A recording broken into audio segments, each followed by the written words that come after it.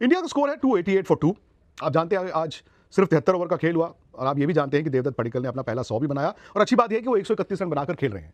ऋषभ पंत उनके साथ 27 रन बनाकर खेल रहे हैं और चूंकि दो ही आउट हुए हैं, केएल राहुल भी कल बैटिंग करने आएंगे। केएल राहुल ने 77 रन बनाए थे, आज उनको अचानक से वो क्रैम्प आया, पहले राइट हैंड पकड़ा उन्होंने, फिर लेफ्ट हैंड पकड़ा और उसके बाद उनको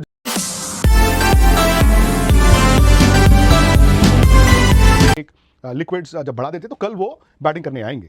मतलब यह है कि एक ऐसी सीरीज जहां पर हम शायद डर भी रहे थे, और डर इसलिए नहीं रहे थे कि इंडिया कभी श्रीलंका में जीता नहीं, डर हम शायद इसलिए रहे थे कि जो 1.5 साल में इंडिया अपने घर पे 2 सीरीज हारा और चूंकि वर्ल्ड टेस्ट चैंपियनशिप फाइनल में अभी भी भारत के लिए दरवाजे बंद नहीं हुए, तो हमें यही था कि कहीं यार ऐसा ना हो कि यहां पर भी स्पिनर्स के खिलाफ भारत जो है वो 19 रह जाए 20 के मुकाबले, तो वो डर था। लेकिन कम से कम पहले दिन का खेल देखकर एक बात साफ है कि श्रीलंका के ना इस गेंदबाजी के पास वो हुनर नहीं है, वो स्किल नहीं है। और अच्छी बात, जैसे मैंने कही, आपने एक इन फॉर्म प्लेयर को नंबर 3 बैटिंग कराई, देवदत्त पडिक्कल। अब देवदत्त पडिक्कल के करियर में डबल सेंचुरी आई हुई है फर्स्ट क्लास क्रिकेट में।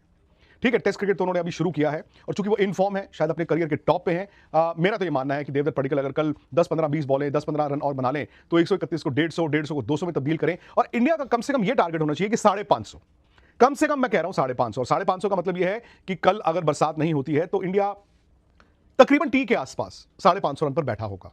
और जब आप 550 रन बना लेते हैं, पिच जैसी भी हो, आपके पास वो लग्जरी होती है, सामने वाली टीम देखती है स्कोरबोर्ड, और स्कोरबोर्ड पर जब ये दिखता है ना 550 सामने वाली टीम ने बनाए हैं पहली पारी में, और सब कॉन्टिनेंट में पिचेस जो है Aahista Aahista Aahista Aahista wear and tear बढ़ता रहता है, और चौथी तो यहां पर श्रीलंका ने बैटिंग करनी है, तो आई थिंक वो 350 आपको 351 एक का फॉलो ऑन भी दिखता है। सो मेरा ये मानना है कि इंडिया के पास स्टीयरिंग व्हील है इस टेस्ट मैच का और शायद इस सीरीज का, क्योंकि पहले दिन हमने श्रीलंका की लचर गेंदबाजी देखी, उनकी ढीली कप्तानी देखी, उनकी लचर फील्डिंग देखी, और हमने ये देखा कि इंडिया के बैट्समैन गलती नहीं कर रहे थे, आउट नहीं हो रहे थे। अब यार एक बात देखिए, पूरे दिन में 2 विकेटें गिरी हैं।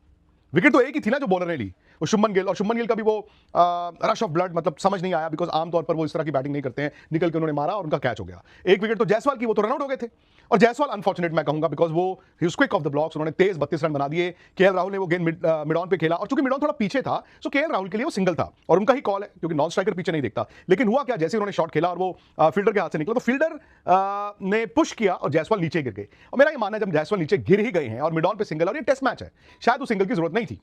राहुल अगर रुक जाते तो शायद वो रनआउट होता, क्योंकि जायसवाल जब आप गिरते हैं अचानक से खड़े होते हैं तो ऐसा नहीं है कि आपका बैलेंस उसेन बोल्ट का हो जाता है। आप उठते हैं, फिर वो एक कदम आगे गए, फिर उनको समझ आया कि नहीं, फिर उन्होंने मना किया, इतने में केएल राहुल जो है वो उनके पास आ गए, हाथ मिलाया, एक बंदे ने अपनी विकेट जो है वो सैक्रिफाइस कर दी, वो है जायसवाल। जायसवाल को भी रिग्रेट होगा कि यार यहां पर अगर मैं शाम तक खेलता, मैं तो 250 पे खेल रहा होता। लेकिन क्रिकेट में होता मैटर नहीं करता, मैटर है हुआ क्या, और पडिक्कल ने बनाया है 131। पडिक्कल की बात बताते हैं आपको। पडिक्कल पहले टेस्ट क्रिकेट खेल गए थे, लेकिन 632 दिन का इंतजार उनको करना पड़ा इस टेस्ट मैच के लिए। अब हुआ ये ना कि देवदत्त पडिक्कल जो हैं वो नंबर 3 शायद फर्स्ट चॉइस नहीं थे। उन्होंने इंडिया ए के दौरे पे श्रीलंका में रन्स बनाए थे और उनके आईपीएल सीजन अच्छा गया, शायद top of his form, but number 3 तो साई सुदर्शन थे, और साई सुदर्शन भी इंडिया ए की सीरीज में बड़े रन्स बना के आए थे, भी 100 बना के आए थे, लेकिन उनको चोट लगी। अब चोट लगने के कारण क्या हुआ, पडिक्कल को एक ऑटोमेटिकली नंबर 3 का ओके मिल गया। अब पिछले प्रैक्टिस मैच में भी उन्होंने 100 बनाया, और मैं तो ये मानता हूं कि जो प्लेयर इन फॉर्म हो, जो अपनी फॉर्म के टॉप पे चल रहा हो, उसको हमेशा मौका दीजिए।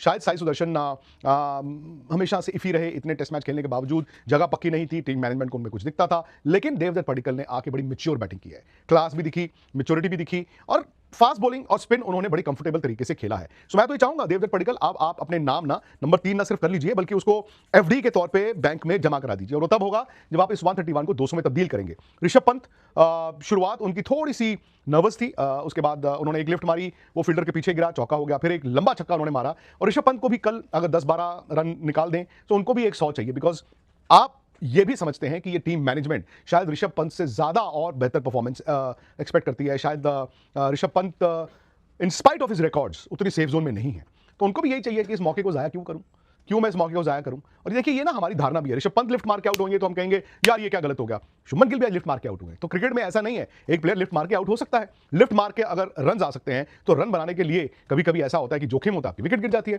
सो आज शुभमन को भी बहुत गिला होगा। शुभमन आज थोड़ा सा ना मुझे उनकी बॉडी लैंग्वेज देख के ऐसा लगा कि रिलैक्स होना को बहुत बुरी बात नहीं है, बट शायद वो ओवर रिलैक्स दिख रहे थे, और उन्होंने कवर ड्राइव तो बड़ा खूबसूरत मारा, बट अगेन वो उसे बड़ी पारी में तब्दील नहीं कर पाए।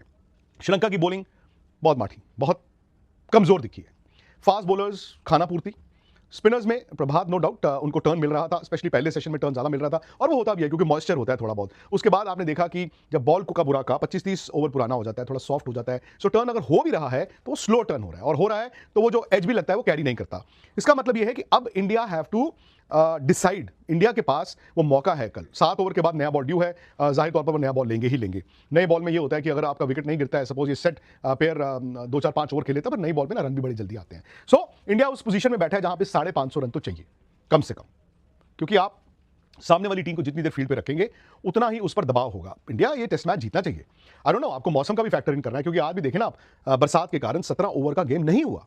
एंड आपको गोल में अगर खेल रहे हो तो आपको हर रोज थोड़े थोड़े थोड़े थोड़े ओवर जो है फैक्टर इन करने पड़ेंगे, और आपको ये टेस्ट मैच जीतना है। तो इसलिए आपको बैटिंग में भी ना वो पेस चाहिए, वो अग्रेशन चाहिए, वो रन चाहिए। आप सामने वाली टीम को ये बताएं कि हम यहाँ पे एक बार बैटिंग करने के लिए आए हैं और आपको उन एक बड़े टोटल में 2 बार हम आउट करने आए हैं। That is how India can win. और अगर इंडिया पहला टेस्ट मैच जीतता है ना यार, आपको ये भी याद रखना होगा कि दूसरा टेस्ट मैच कोलंबो में एसएससी के ग्राउंड में है, सिंहाली स्पोर्ट्स क्लब, और वो ट्रेडिशनली बैटिंग के लिए बड़ा अच्छा विकेट गिना जाता है। मतलब मैं ये कहूं कि वहां पर कई बार ऐसा हुआ है कि एक लंबा ड्रॉ हो गया। सो इंडिया को मतलब इस सीरीज में अगर दोनों मैच जीतने की जरूरत है, अगर वर्ल्ड टेस्ट चैंपियनशिप पे आपकी नजर है, और उससे ऐसा नहीं है कि इंडिया उस दौर से बाहर हो गया है, बट ये है कि हमें अब डाउट्स थे टेस्ट क्रिकेट में क्या होगा, श्रीलंका के दौरे पे क्या होगा, कहीं इंडिया हार तो नहीं जाएगा, स्पिनर कैसे खेलेंगे। But on the face of it जो पहले दिन हमने और आपने देख लिया, लगता यही है कि श्रीलंका के पास वो एबिलिटी नहीं है, उनके स्पिनर्स के पास। हाँ, जब आप बैटिंग हो जाएगी इंडिया की 550, 650, 600 जितना भी इंडिया बोर्ड पे लगाता है,